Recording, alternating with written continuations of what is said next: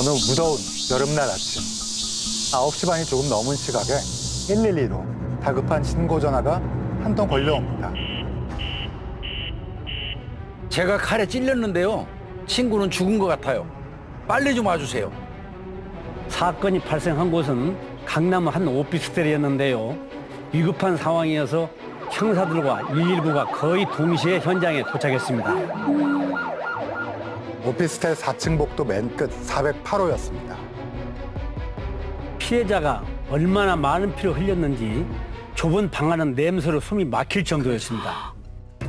신고한 여성은 칼로 등을 5차례 찔린 상태였습니다. 그럼 그 죽은 것 같다는 친구분은 어떻게 됐나요? 안타깝게도 이미 사망한 상태였습니다. 대체 408호에서 무슨 일이 있었던 걸까요? 피해자의 출혈이 컸는데도 침대 위에는 혈흔이 거의 없었습니다. 바닥이 얼마나 깨끗한지 혈흔은 물론이고 범인의 족적이나 머리카락 한 올 남지 않았어요. 더 기괴한 건 따로 있었습니다. 검붉게 물든 침대의 한가운데가 움푹 파여 있었습니다. 근데 이 정도면 왠지 범인이 전과자 아닐까라는 예상이 들긴 하는데. 눈에는 안 보여도 어딘가 범인의 체액이 묻어 있을 것으로 봤습니다. 매트리스 전체를 국가수로 보냈죠. 피해 여성들의 신원은 확인됐나요? 오피스텔 408호였잖아요. 네. 이 원래는 사망한 피해자의 언니가 살고 있던 집이에요.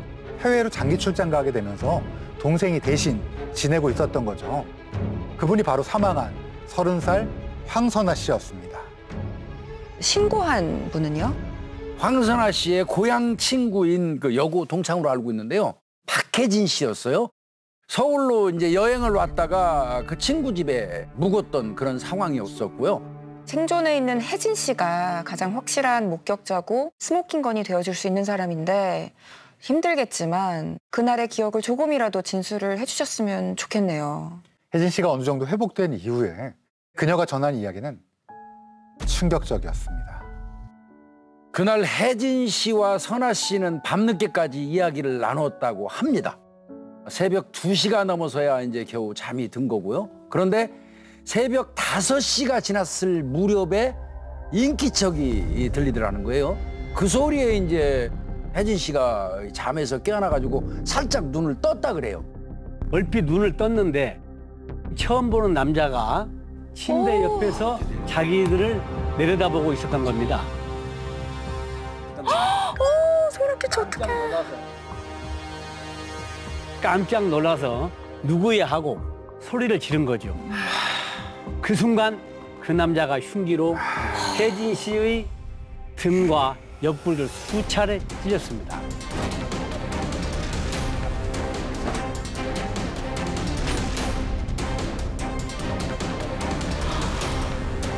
너무 소름 끼치네요, 정말. 공포영화예요.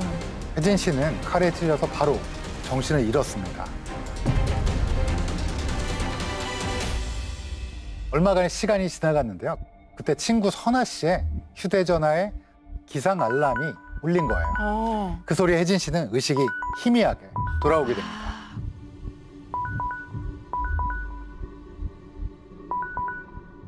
정신을 차려보니까 자기가 침대 위에서 이불을 둘둘 덮여 있었다는 겁니다. 그러니까 이불에 덮여서 앞이 제대로 보이지 않는 거죠. 그것도 벽 쪽을 바라보고 벽에 붙어 있었던 거예요. 그때 혜진 씨는 이제 바로 옆에서 이상한 소리가 들려왔다고 해요. 친구 선아 씨가 그 남성에게 몹쓸 짓을 당하는 소리였습니다. 너무 싫다. 그 소리를 듣고 혜진 씨는 또다시 정신을 잃었다고 합니다. 얼마 후에 혜진 씨는 다시 길을 쓰고 정신을 붙잡았습니다. 근데 그때 들려온 친구의 숨이 넘어간 듯한 소리. 그리고 이어진 정적. 혜진 씨는 너무 무서워서 아무것도 할 수가 없었습니다.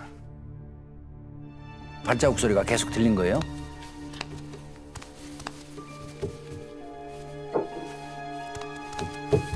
근데 자세히 들어보니까 뭔가를 들고 방 안을 청소하는 것 같더라는 거예요. 물소리도 나고 뭘 닦는 소리도 나고. 그렇게 혜진 씨는 숨죽인 채 겨우 정신을 붙잡고 있었는데요. 갑자기 발걸음 소리가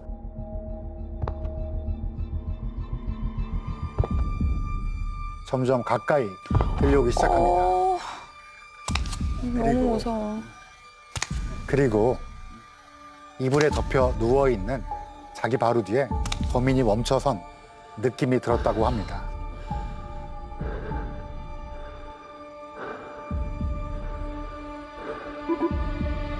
큰일 났다. 혹시 이거 살아있나 확인하러 온 건가요?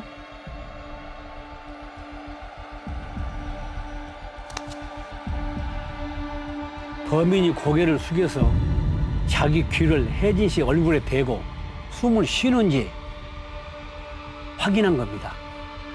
혜진 씨는 정말 필사적으로 숨을 꼭 참았습니다.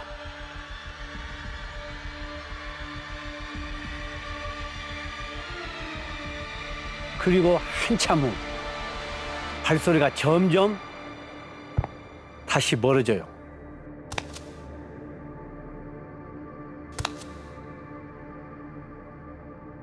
신발 끄는 소리, 현관문을 열고 나가는 소리가 이어서 들렸고요. 제가 바로 현관 도락을 확인했습니다. 그런데 전혀 파손되지 않았어요. 비번을 안다는 거죠?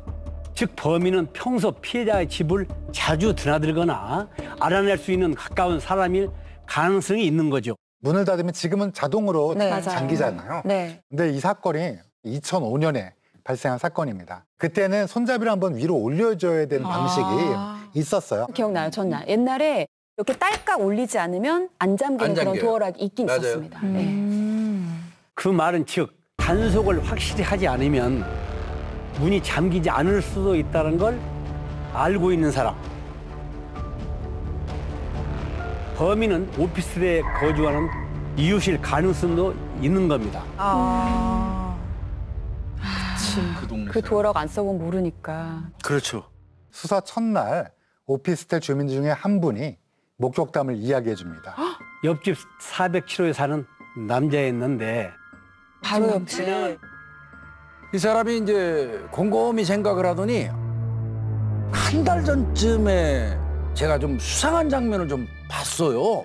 이렇게 말을 하더라는 겁니다. 옆집 남자가 밖에 나가려고 현관문을 딱 열었대요.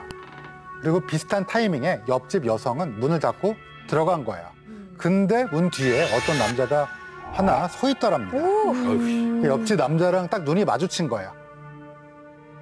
그러니까 그 남자가 황급히 도망치듯 비상계단으로 달아났다는 이야기를 해주었습니다. 스치듯 봐서 대충의 인상착의만 기억하고 있었어요.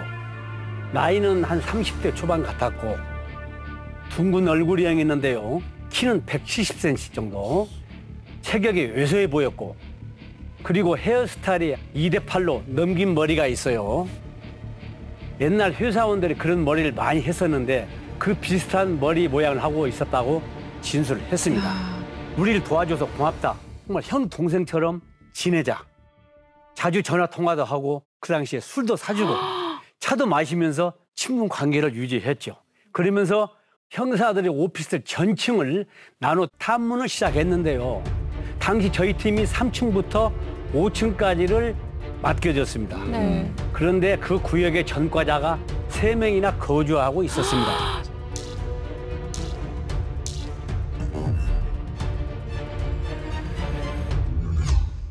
먼저 피해자의 아래층 307호 사는 남성이었습니다.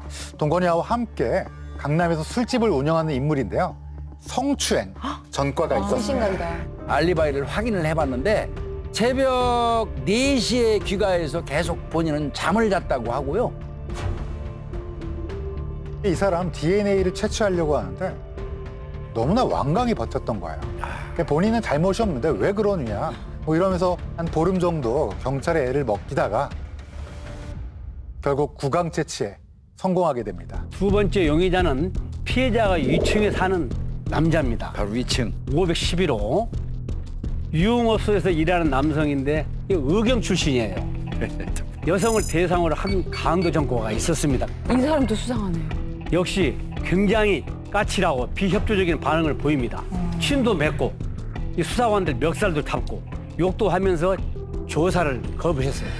이 남성 같은 경우는 사건 당일날 업소 손님들하고 술을 마시고 새벽 3시가 넘어서 귀가를 했다고 하고요.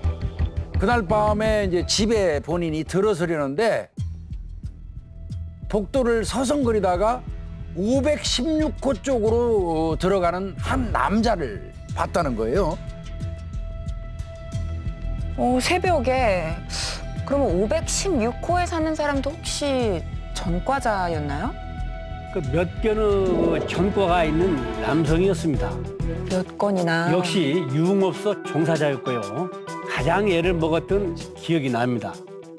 분명히 소리가 들리는데 아무리 문을 두드려도 열어주지 않는 거예요. 며칠 동안 달래서 집에 들어갔는데 그 안에 건장한 남성 5명 정도가 지내고 있었어요. 유흥업소 심부름센터 전부 문심을 하고 일하는 그 동창들하고 했습니다. 모든 등장인물들이 저는 지금 다 의심스럽거든요. 그렇네요. 야, 근데 생존 피해자가 이 사람들을 보면 바로 알 수 있지 않을까요? 피해자에게 이들의 사진을 보여줬어요. 네. 하지만 워낙 충격이 컸던 터라 잘 알아보진 못했죠. 그러면 혜진 씨는 그 범인의 얼굴을 전혀 못 본 걸까요? 어렴풋이 본 인상착의는 있었습니다. 20대 후반 정도로 보였고 둥그스름한 얼굴형, 키는 170cm 정도, 베이지색 줄무늬에 티셔츠를 입고 있었다고 합니다.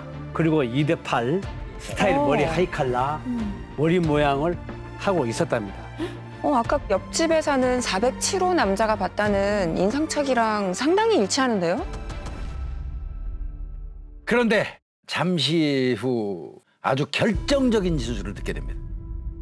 제가 사건 현장을 자세히 살펴보니까 방음이 좋지 않더라고요. 그래서 혹시 범인이 문을 열고 나간 다음 다른 소리가 들린 건 없었느냐고. 다른 소리라면 어떤 걸 말씀하신 거죠? 다른 집 도어락 누르는 소리나 문이 열리고 닫히는 소리요. 그 범인이 이유실 수 있으니까. 심지어 같은 층의 복도식이니까 가까이에 있는 집이라면 더 소리가 들렸겠죠? 한참을 생각하던 혜진 씨는 범인이 나가고 밖에서 다른 문소리가 작게 나는 것 같더라고요. 생각해보니 그게 가까운 옆집 문소리일 수도 있다는 느낌이 든다는 거였습니다. 야, 근데 이거 진짜 스모킹 건일 수 있겠다. 옆집이면 407호. 그 수상한 사람을 봤다고 했던 목격자 아닌가요? 사실 407호가 수사관에게 자신의 목격담을 얘기했잖아요. 근데 좀 이상한 거를 느꼈다고 합니다. 네.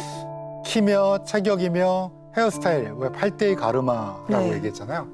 그게 407호 남자 본인의 모습과 너무나 똑같다라는 거죠.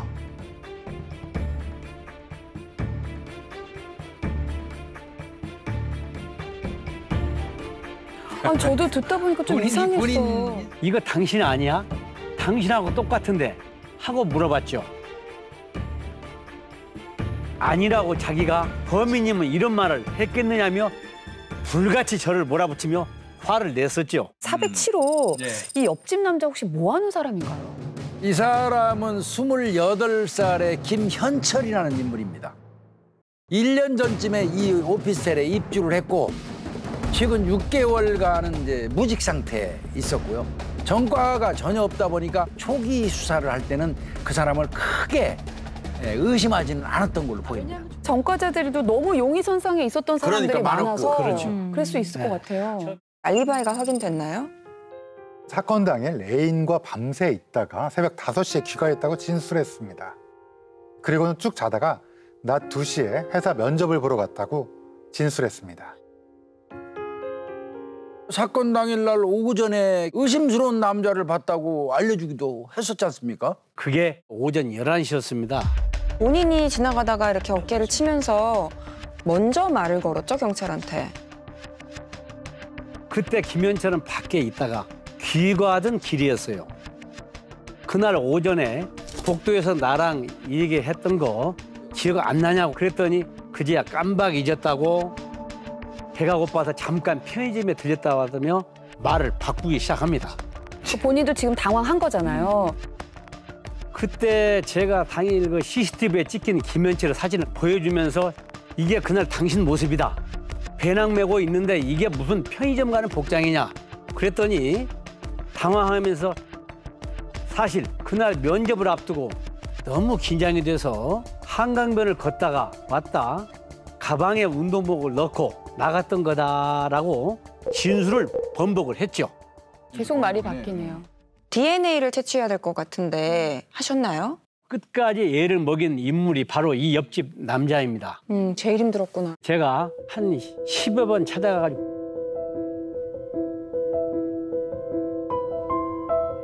너만 안 해주면 의심받을 수밖에 없다라고 정말 한참을 설득을 했습니다.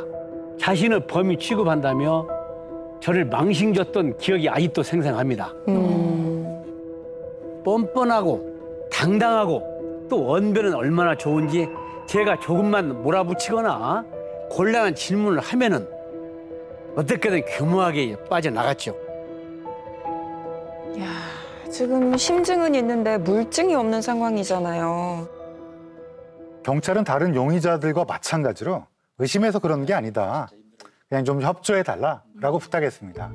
몹시 불쾌하다가 한참 후에야 마지못해 응했습니다. 그 뒤로 김현철은 저를 만날 때마다 결과 언제 나오냐고 물었어요. 국과수로부터 드디어 연락이 옵니다. 당시 국과수에선 범인이 도려낸 매트리스 부위에 주목했습니다.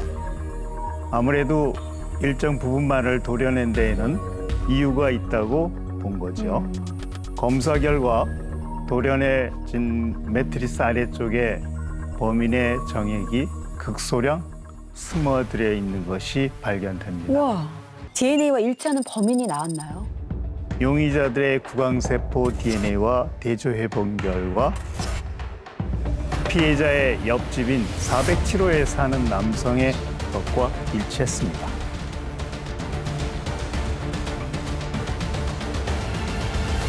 이때가 사건 발생 11일째 되던 날이었어요. 경찰이 바로 범인에게 전화를 했는데 꺼져 있었습니다. 마지막 기지국 위치가 범인이 다니던 회사 근처라는 게 확인이 됐어요. 그래서 일단 경찰은 범인의 집과 회사 인근에 잠복하면서 기다리게 됩니다.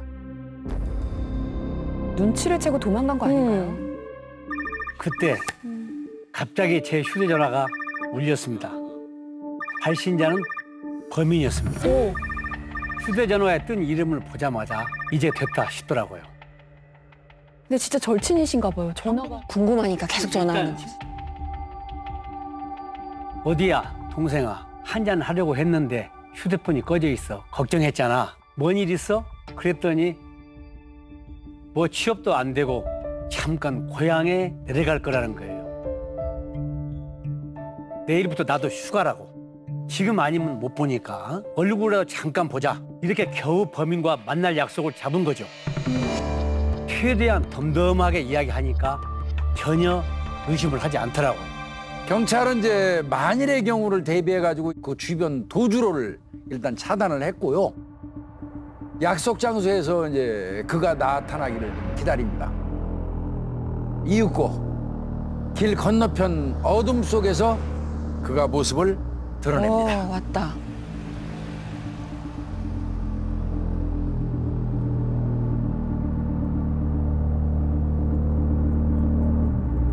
범인이 저를 발견하고 큰 소리로 팀장님하고 부르며 걸어왔어요. 되게 반갑게. 반갑게. 희한하죠. 가까이 다가온 순간 숨어있는 수사관들께서 범인을 양쪽에서 붙들고 승합차 안으로 밀어 넣었었죠. 놀란 범인이 주춤하는 사이 그의 손에 수갑을 채웠습니다. 피해자 선아 씨의 옆집에 살던 김 씨는 몇 달 전부터 혼자 사는 선아 씨를 눈여겨봤다고 합니다. 사건 당일 호기심에 408호 피해자의 집 현관문을 열어봤더니 그냥 문이 열렸다라는 거죠.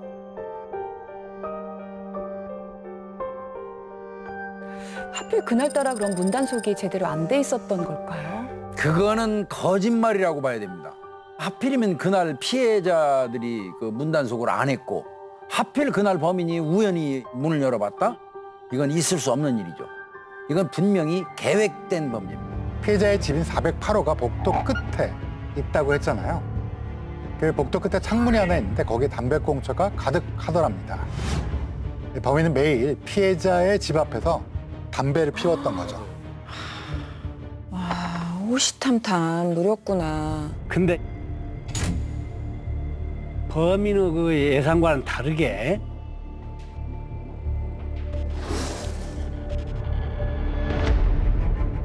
친구가 함께 있었던 거죠. 주방에서 칼을 꺼내던 범인은 잠에서 깬 친구를 공격을 시작을 합니다. 그리고 사망한 줄 알고 이불로 덮어 벽독으로 밀어줬고요. 이후 자신의 타겟인 선아 씨를 3차례 범행을 하게 됩니다. 범인은 무려 1시간 반 동안 방 안을 청소합니다. 테이프로 방바닥에 떨어진 자신의 채모를 이렇게 꾹꾹 찍어서 다 제거를 하고요. 수건으로 바닥에 묻은 혈흔을 전부 다 닦고 여기저기 지문도 다 꺼냅니다. 그리고 정액이 묻어있는 침대 매트리스도 칼로 도려내고요. 범행 도구, 그다음에 증거물들을 들고 자신의 집으로 돌아갑니다. 그리고 이제 그거를 백팩에 넣어가지고 들고 나가서 한강에다 버립니다. 그러고서 태연하게 경찰한테 무슨 일이냐 이렇게 물어본 거예요. 그때부터 연기를 한 거예요. 야, 근데 범인이 경찰한테 자기와 닮은 인상착의를 말해주고 도망가지 않았던 건 왜 그런 건지 궁금하거든요. 범인은 거짓이 아니라 정말 자기 자신의 인상착의를 말하죠. 마치 자기 자신이 제3자의 입장에서 그 범인을 바라보는 것처럼요. 그리고 수사관들이 부르면 도망가지 않고 고분고분 달려옵니다. 왜 이런 모습을 보였을까?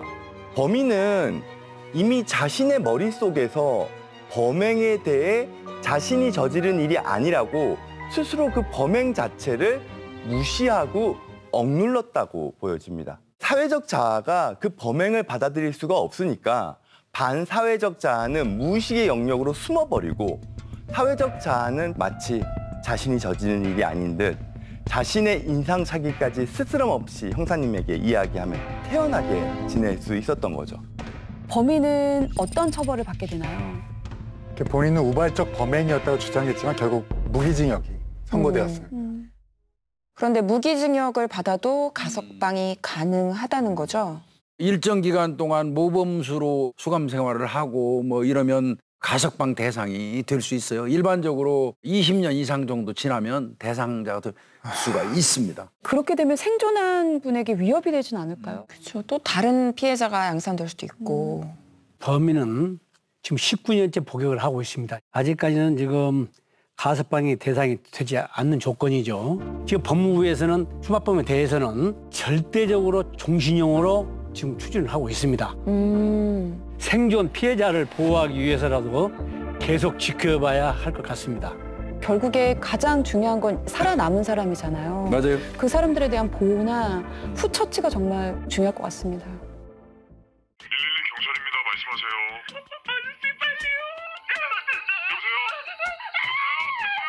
경찰은 현장에 도착을 했는데요. 경찰관은 너무 놀란 나머지 그 자리에서 얼어붙어 버렸습니다. 무려 356조각의 살점이. 너무 잔인하다. 정말 엽기의 엽기. 이 엽기적인 수법으로 충격을 준 이 범인의 이름은 그런데 충격적인 사실이 밝혀집니다. 112 신고 내용이 뒤늦게 공개됐는데요. 골든타임이 있었습니다. 뭐야, 이럴 수가 있어. 들을 때마다 너무 화가 나. 열받아요, 열받아. 진짜 화가 나. 다시 한 번만 알려주세요.